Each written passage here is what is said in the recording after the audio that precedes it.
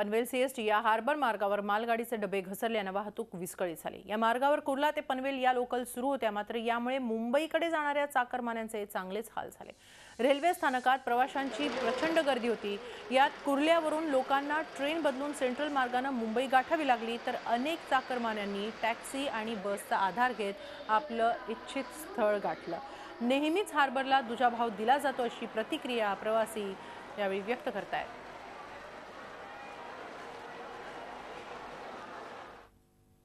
याच संदर्भात आपण अधिक माहिती घेऊया आमचे प्रतिनिधी देवेंद्र कोल्हटकर यांच्याकडून। देवेंद्र, 16 तास उलटले तरी सुद्धा वाहतूक पूर्ववत सुरू झालेली नाहीये। नेमका किती वेळ लागणार आहे आणि काय अशा अडचणी येत आहेत की 16 तास उलटले तरी सुद्धा वाहतूक पूर्ववत होऊ शकत नाहीये?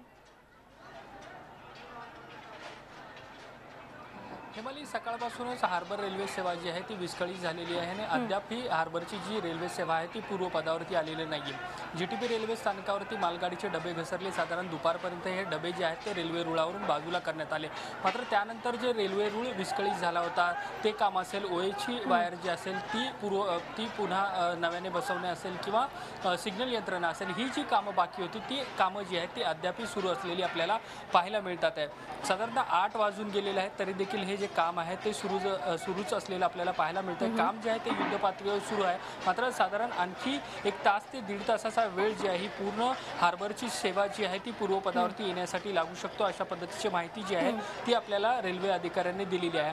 आणि या ठिकाणी सुरू असलेलं काम जे आहे ते देखील आपल्याला दिसेल। ओएची वायर जी आहे ती बसवण्यात आलेली आहे।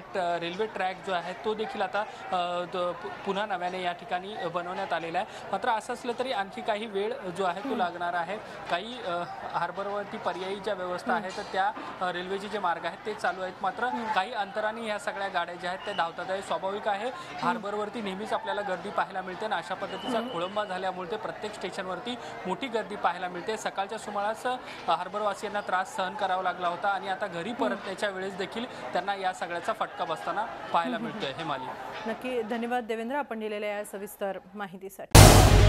झी 24 तास रहा एक पाऊल पुढे।